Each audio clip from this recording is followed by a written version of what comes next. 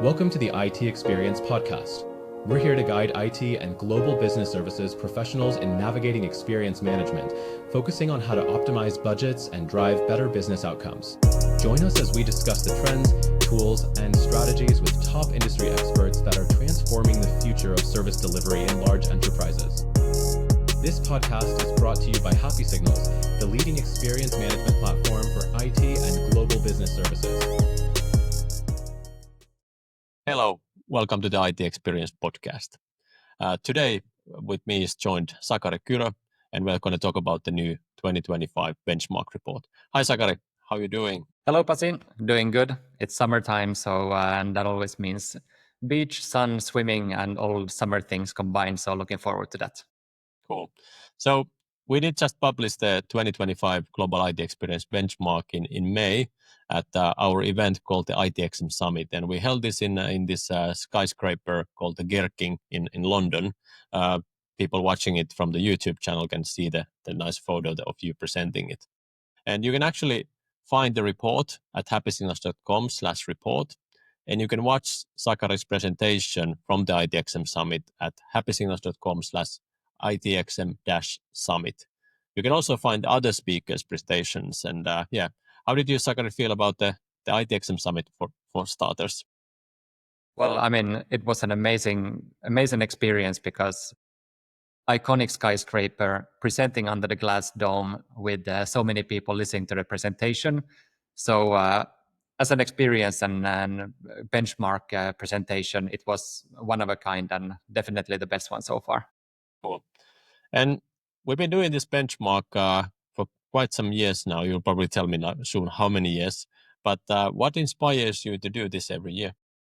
Well, benchmark report that HappySignals releases on an annual basis is quite unique in the IT service management space because I don't know of other benchmark reports that are annually released in our industry. And we have been doing this since 2019, and I have been doing this since 2020. Being able to look at that pre-COVID time and now the findings that we see with the different developments in IT service management, it's really nice to be able to compare and have that long time of comparison and data that has stayed comparable and always new findings in there. So I think it's curiosity really that keeps me going. Yeah. So maybe that leads us to, that what are really the key findings? What were the interesting things that you found this year? Because of course you can go and listen to Sakari's full presentation and read the full report, but in this podcast, Sakari, we highlight some of the, as a teaser, some of the nice findings. So where would you start? Yeah, well, let's start with the enterprise services also beyond IT. This was the first time that we looked into the data that our customers collect from other services than just IT as well. And if you're watching this, you can see now the comparison between three of the most common ones that we have, which is IT, and then we have finance services and HR services. And when we looked at these numbers on ticket-based support that people get in these areas, which one would be the happiest and where would people be losing the most time or be the most productive? And I found it quite interesting that the happiness level between IT, finance, and HR are actually quite close to each other. But then the more interesting difference maybe is that in finance tickets, people perceive losing 4 hours and 40 minutes per incident or request, while on the IT side, that's 3 hours and 14, and in HR, 2 hours and 51. So there is something with finance tickets where people feel that they are not as productive, but yet they are also the most happy. So this is a finding that we looked into for the first time this year, and there's lots of food for thought and new areas to explore in the coming reports. So I thought this was a great one to discover. That is really interesting, and maybe highlights that maybe the finance, requests and services are quite critical for the people who actually need them. So Absolutely. that you're kind of stopping your work unless you get some approval or get something forward. So interesting. Absolutely. And maybe the next thing that I would highlight is diving back into this our core thing in the IT benchmark report over the years, which is IT. And we have been reporting on the numbers from different parts of IT for many, many times now. And one thing remains constant, and this constant is most of the time the thing that surprises people the most. And it is that looking at all of IT in an enterprise context, the parts of IT that make people the happiest are actually ticket-based support and a collaboration with IT, and then you also add in remote work. And this year, one interesting thing is that remote work had now gone down in happiness. And that could be due to the fact that a lot of large enterprises have gotten new back to the office mandates. So people are no longer as free to work flexibly as they used to be in the years right after COVID. And we don't know exactly, and we haven't looked into this in detail, but there is also another area we could dive deeper into. What is causing the remote work happiness to go down? But at the same time, what is also keeping up the high happiness in the ticket-based support and in collaboration with IT, especially in the era of AI? So once again, human touch points, the most happy, technical touch points are the least happy. So these are rules of thumb that can be good to remember when looking at the benchmark data, and how these change in the coming years. That will be interesting to see. Cool, interesting. Yeah. So what else? And then the next thing is that as we collect the data through the standardized surveys where people give scores and they choose from these experience indicators that have been predefined. But this year, we used some of our AI capabilities to dive into the open text feedback to identify new themes. And when looking at overall IT experience, and this could be mostly compared to maybe you're running an annual survey today to ask how people feel overall about IT, but in our data, it is a constant, continuous feed of data coming in all throughout the year. And now looking at the data that came in all throughout the year of 2024 across all of our customers, looking at the open text feedback, 47% of the feedback highlighted that end users would want IT to focus on IT support in different ways. It is about ticket resolution, about getting to the right people right away so that problems can be fixed, etc. But it is once again, for us, it was interesting to see, because the previous slide and findings that these contact points with IT support are very important for the overall IT experience. That same thing was confirmed when we looked into the open text comments across hundreds of thousands of feedbacks. Cool. Yeah, very interesting. Yeah. And this is a good segue then to also looking at not only at the overall IT experience as a global thing of HappySignals, but also looking into the industries. And industries is something that we have been reporting on previously as well. But this year, we have even more granular division of different industries. And looking at the happiness and lost time, this is another finding. In many, many cases, the happiness and the lost time are related and correlating in the sense that the happier people are, the less time they lose. But when looking at the industry data, this becomes even more apparent. Finance and insurance is the happiest industry and has been now in the previous one reports as well, at plus 87 on an NPS scale. So that's very, very high. And those employees, when getting support with their incidents, only perceive losing 1 hour and 34 minutes per incident. Then when you look at the other end of the spectrum and you go into retail, which is a much more challenging environment to be providing IT support in, people are working in shops on the shop floor. They are working maybe in warehouses. They're working in different places where they're not sitting in front of a computer and they don't have the same access to IT support as maybe in more typical office work that finance and insurance, for example, consist of. And in that retail industry, the average happiness is plus 58, and per incident, people perceive losing 5 hours and 4 minutes of time. So comparing those two, you once again understand that the way that you can optimize and the way that the expectations should be set for different industries also varies. So once again, I think that our benchmark report can really be a good way for IT teams across different companies to say that what kind of industry are we in? What kind of people do we have? And then understand from a benchmark report how they can optimize and focus on what matters most for those end users. Yeah, that's really interesting, like seeing how the knowledge workers that actually have, one of the most important tools is the laptop and, the IT tools compared to like the retail people who maybe have some handheld things and not having their own even accounts and no own devices and things like that. How they actually then feel when they have an incident that it actually affects a lot and not being able to solve it quickly. But Yeah, absolutely. Yeah. And maybe if then looking at the key takeaways that we had from the benchmark report, we do see certain things that have remained very important, and we also know that our readers of the report are interested in. And maybe the finding that we found a couple of years ago concerns lost time and where that lost time occurs. And we found that 80% of the lost time actually comes from only 13% of tickets.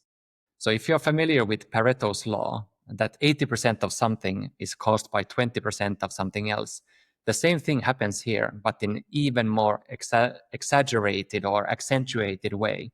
So 80% coming from only 13% of tickets. And having a tool like HappySignals, of course, allows you to identify which tickets those 13% of the tickets are, so that you can do something about it. Yeah, I think that's super valid for, especially for today, when you're thinking about having your AI assistants, your virtual agents, and automation being built. That which services should you actually build it for, and where you should allow the people to actually focus, and the people should really focus on that 13% because it has the biggest impact, and just allow the machine to handle the things that are not so impactful for in a kind of because the lost time and the productivity, it's kind of like also the way employees can show that this is a priority for me. So it kind of highlights that where people feel that the priority is such a small percentage of tickets, and how do you identify those? Nothing to do with the priority setting, nothing to do with the SLA, nothing to do with, what is the title and VIP status of that person sending the ticket. So that is really something that every service desk should be able to understand. Absolutely. And the thing is that these 13% of tickets are often the ones that are the most difficult to solve. So it could be something that those traditional SLA metrics that you mentioned actually would encourage the service desk agent or the team to just let it be, because they know that if there is an SLA measuring their performance, in any case, they're not going to be able to avoid breaching it. Yeah. I will lose my targets for this month if I focus on that 13%. Yeah. So let's just leave it be and make it even worse. Yeah. Exactly. And I mean, that is the thing that what IT organizations should keep in mind, that happiness can be high, but productivity loss is still real. And understanding where that happens is key.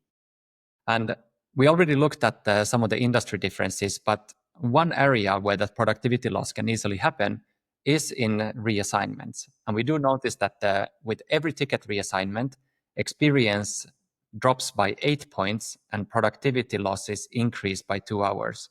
And this number has actually been going up. So reassignments, despite all the automation that is in the background and all the smart workflows, still reassignments are one of those low-hanging fruit areas where IT organizations can really make sure that people are happy and productive when dealing with IT support. What else? One thing is, of course, money. IT organizations today are working with tighter budgets, doing more with less. And sometimes it can be tempting for the IT teams to just focus on what is internal. What is our internal cost when we are providing the service? What is our internal cost when trying to do the job and provide and meet the expectations that the business has on us? But at the same time, if you look at experience data, you can start seeing that maybe the business cost for the organization as a whole is something completely different. And when looking at those average times of lost time per incident, you can start to see that with a little bit over 3 hours in lost time per incident, the business cost of those could be something like 150, 160 euros, dollars, pounds per ticket, while the IT cost is much less. So this provides perspective and a way to think about IT's role as an enabler of business, to actually consider what is the business cost, what is the IT cost, and then using experience data to make sure that you're hitting the right improvement areas to improve for the whole, not just for the internal. Yeah, and I think there was in this year's Knowledge in Las Vegas, there was in one of the keynotes, there was this pharmaceutical company talking about this because they were using agentic AI and things like that to speed up things. And I think it's like every minute counts. And they actually said it that it's not that then people have time to use Facebook and whatever is the old metaphor that some people who don't feel that this is valid are saying. But this was actually saying that for them, it's velocity. It's like how fast can they beat their customers, in that competitive field that company is working with, that they are doing their R&D, their development, their everything a bit faster than their competitors, and not just, thinking that, somebody's just going to use it for Facebook or Instagram if we give them time back. So like thinking about this in the point of velocity of getting your new things into market, serving your customers faster. That's really also one of the impacts that you can't really put a dollar sign on it, but it's really important in this time when you're competing with your competitors. So yeah, absolutely. And velocity with AI, of course, it can be increased a lot. You start to be able to do things so much faster with the new tools than you were able to before. But, and there is a thing that to keep in mind. We have also seen that in the last year, there have been companies that try to increase this velocity maybe a little bit too aggressively. So they put AI across the whole service layer that they were having for a specific type of customer support, for example. But now you see those companies going back because the end users, while IT might see the velocity increase, maybe the end users wish when dealing with an agent is just get me to a human, I want to speak to a human.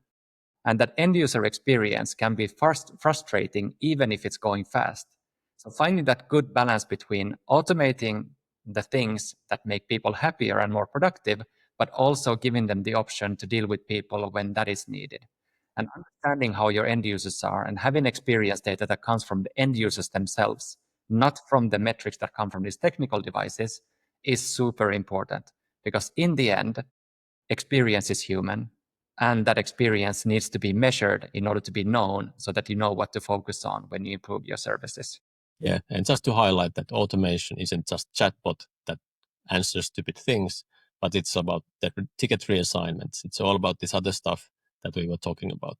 But maybe Sakari, if we end this key takeaway, there's this one big main metric about what human-centric IT is actually bringing to our customers. So what have you found from the numbers again? And this is the thing. Our customers, of course, are using HappySignals, and they have chosen to be systematic. They have chosen to be intentional about using experience data to improve their services. And when they do, and when they start putting in place these systematic processes and practices to use experience data and to prioritize it, then they do see 24% increase in happiness, and they also see a 26% increase in end user productivity. And this has also been a constant. Being systematic about this, being intentional about experience management really does yield results regardless of your industry, regardless of if you're working with external service providers, and it brings back the focus on the people and on the value that IT provides for the business. Cool. Thank you, Sakari. Maybe in the end, what do you see in your crystal ball for next year in the coming reports? Any things that you already had like a glimpse of or hint of idea, but decided yet to let it wait for next year? Yeah, and I think I would say that it's a little bit the same that it has been in previous years. We often say that the focus will still be more about people, more about the humans, and I do think that's already visible. The examples that I gave about being a little bit too quick to rush into AI solutions and eliminating the human aspect from those IT processes, I think that we will see a return to understanding and balancing the human versus the agentic and finding that good balance where the value is the highest.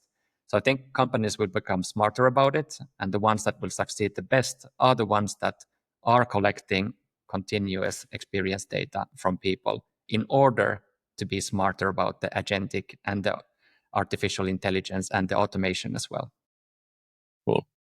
Hey, thank you so much, Sakari. And if you enjoy this sneak peek, please go and see the full presentation, happysignals.com/ITXM-summit. So you can find Sakari's and other presenters' presentations from there. But hey, as we usually end the episode, I like to say everybody that stay happy and stay safe. Thank you. If you liked this episode, please give us thumbs up, rating, or share it with your colleagues to help others learn about this topic as well. To learn more, go to happysignals.com.